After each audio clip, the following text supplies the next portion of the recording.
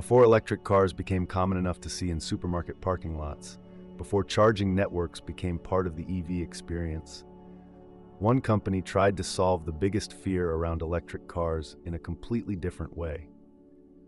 Not by making people wait longer at chargers, not by asking drivers to completely change their habits, not even by trying to build the most desirable electric car in the world. Better Place wanted drivers to pull into a station, let a machine remove the empty battery from underneath the car, install a charged one, and drive away a few minutes later. To the customer, it would feel almost like a gas station. But behind that simple moment was a much larger ambition. Better Place did not want to be just another EV company. It wanted to become the invisible infrastructure behind electric mobility, the energy provider, the battery owner, the subscription layer, the network connecting automakers, drivers, governments, software, batteries, and power. It was not really trying to sell an electric car. It was trying to rebuild the logic of car ownership. And that is why the story is so fascinating. Because the question is not simply, why did Better Place fail? The better question is, what happens when a company tries to build an empire before the citizens arrive? Better Place was founded in 2007 by Shai Agassi, a former SAP executive with the kind of vision investors love and fear at the same time. His idea was bold, clean, and easy to explain. Electric cars could compete with gasoline cars if the battery problem disappeared. At the time, EVs had several obvious weaknesses. The cars were expensive. The batteries were even more expensive. Charging was slow. Range anxiety was real. And for most normal drivers, the idea of waiting for a battery to recharge felt far less convenient than stopping for gasoline. Agassi's answer was to separate the battery from the car. The driver would not need to think about the battery as something they truly owned. Better Place would manage the battery, manage charging, manage the network, and sell access to energy through a subscription-style model. In theory, this was elegant. It made the upfront cost of the car easier to imagine. It removed the long waiting time of charging. It made the battery a service instead of a burden. And it transformed a technical problem into a business model. Instead of asking, how do we make charging faster? Better Place asked, what if charging was not the driver's problem at all? That was the genius of the concept.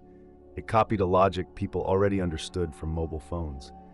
Customers did not need to think deeply about towers, networks, roaming, infrastructure, or invisible technical systems. They bought a device, subscribed to a plan, and expected the network to work.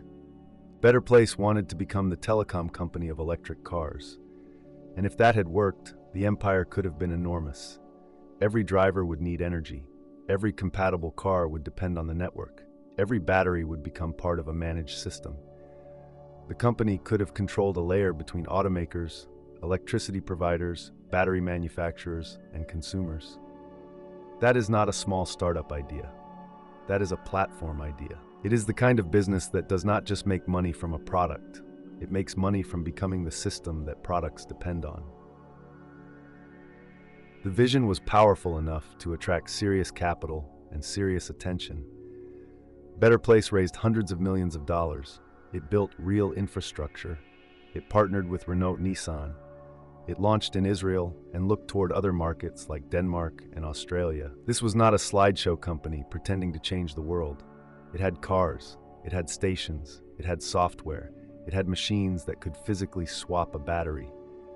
It had a story that sounded like the next chapter of transportation. And visually, the story was perfect. A clean electric car rolls into a station. A robotic system lifts and replaces the battery from below. The driver does not need to step out. The screen confirms the swap. Minutes later, the car leaves with a full charge. For a world trained by gasoline, this was brilliant. It did not ask people to completely reimagine the ritual of refueling. It simply tried to make electricity behave like gasoline. But the same thing that made Better Place so ambitious also made it fragile. Because Better Place was not just launching a product, it was trying to synchronize an ecosystem. For the model to work, consumers had to trust electric cars before electric cars were normal.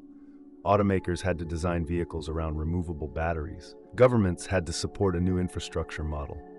Investors had to tolerate years of heavy losses. electricity, hardware, software, logistics, and customer service all had to work together. And enough people had to buy compatible cars quickly enough for the stations to make economic sense. That is a much harder problem than selling a car. It is a coordination problem, and coordination is one of the most underestimated forces in business. A product can be smart and still fail if the world around it refuses to move at the same speed. Better Place needed scale from the beginning because its costs were not small. A battery swapping station is not like a simple app feature that can be tested cheaply and improved later. It is real estate, machinery, construction, permits, batteries, maintenance, power infrastructure, technicians, capital. The company had to spend like a national infrastructure project before it had the customer base of one. That created the deadly loop. Without enough swap stations, customers would not feel safe buying the car. Without enough customers, the swap stations could not justify their cost. Without enough compatible cars, the network had no real density. And without network density, the entire promise became weaker. Better Place had to build the empire before the citizens arrived. This is where the business starts to crack. The company depended heavily on compatible vehicles, especially the Renault Fluence ZE, and that created a brutal limitation. If you loved the concept but did not want that specific car, the network did not matter to you. If another automaker did not want to build around Better Place's battery standard, that automaker could stay outside the system. If the market wanted choice, Better Place could not offer enough of it. A gas station works because almost every car can use it. A charging network becomes more valuable when many different EVs can connect to it. But a battery swapping network only works when the battery, the vehicle design, the station mechanics, the software, and the business model all fit together. That is not just infrastructure. That is a standard. And standards are difficult to impose when you are not yet powerful enough to make the rest of the industry follow you. This is one of the hidden lessons of Better Place. The company did not just need customers. It needed alignment. Alignment between automakers and infrastructure. Alignment between investors and time. Alignment between consumers and behavior. Alignment between technology and economics.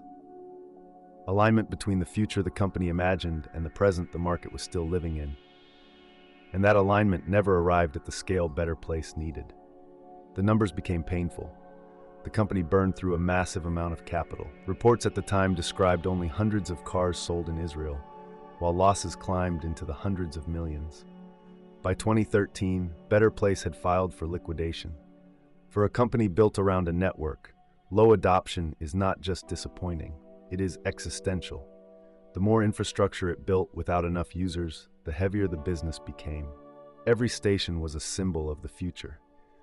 But it was also a fixed cost waiting for demand that was not there yet. And this is what separates Better Place from a normal failed startup. A normal startup can fail because the product is bad. Better Place is more complicated.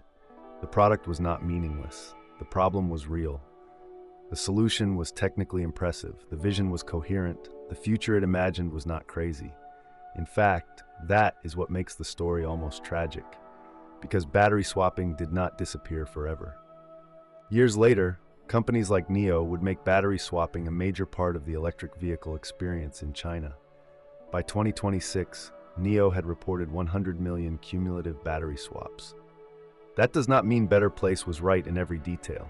It does not mean the same model would have worked in the same market. But it does prove something important. The basic question survived. Can refueling an electric car become as fast and convenient as refueling a gasoline car? Better Place died, but the question did not. So maybe the simple explanation, they were too early, is true. But it is not enough. Too early is what people say when they want to make failure sound romantic. Better Place was not just early. It was structurally heavy. It needed many industries to cooperate before it had enough leverage. It needed customers to adopt a new model before there was enough proof. It needed automakers to accept a standard before the market demanded it. It needed investors to fund infrastructure losses before the revenue machine existed. And it needed all of this to happen in a world where electric cars were still strange to most people. The bridge between the present and the vision was simply too expensive to finish. This is also why comparing Better Place to Tesla is useful, but only if we avoid making it too simple. Tesla made the car the hero. Better Place made the infrastructure the hero. Tesla gave consumers something to desire first, then built more of the system around that desire. The car created aspiration. The brand created trust. The charging network reduced fear after the emotional decision already had a place to land. Better Place tried to make people fall in love with the system. But consumers usually fall in love with the car before they fall in love with the infrastructure behind it. Nobody dreams of owning a refueling network. They dream of driving something that makes them feel different. And that may be one of the deepest strategic mistakes in the story. Better Place was solving a rational problem, but car buying is not purely rational. People care about convenience, yes, but they also care about design, identity, status, trust, and freedom. If the compatible car did not inspire enough desire, the brilliance of the network could not carry the whole business by itself.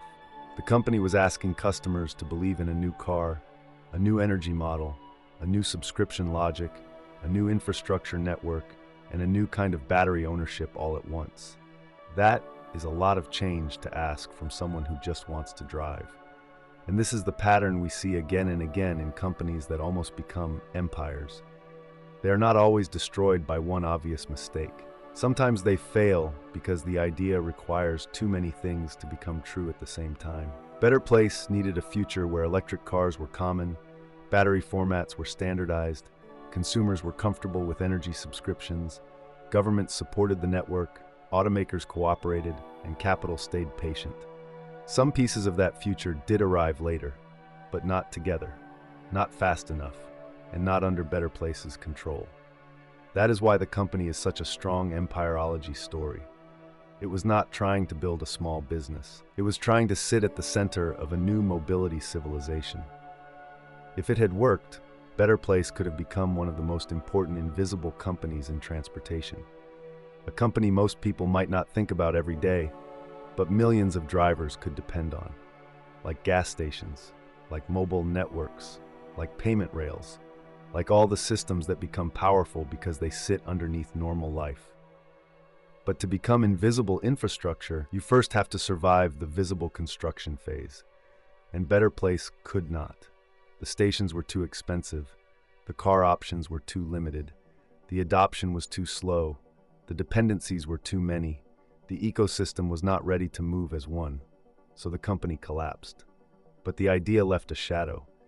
It reminds us that being right about a problem does not mean you have the right company. It does not mean you have the right timing. It does not mean you have the right market. It does not mean the ecosystem is ready to reorganize around you. Better Place saw something real. Electric cars needed to feel convenient. Batteries were central to cost and fear. And energy could become a service instead of a product. But seeing the future is not the same as owning it. To own the future, a company needs more than vision. It needs a path that customers can walk today. Better Place tried to build the destination, but the road between that destination and the real market was too long, too expensive, and too dependent on other people choosing the same direction. In the end, Better Place did not just run out of money, it ran out of alignment. And that is the lesson. Some empires fail because the vision is too small. Others fail because the vision is so large that the company has to carry the weight of an entire future on its own. Better Place wanted to replace the gas station before the electric car had truly replaced the gasoline mindset. It wanted to sell access before the market trusted the system. It wanted to become infrastructure before demand had arrived. And in business, infrastructure without demand is not an empire. It is a monument to a future that may still come, but not necessarily for the company that imagined it first.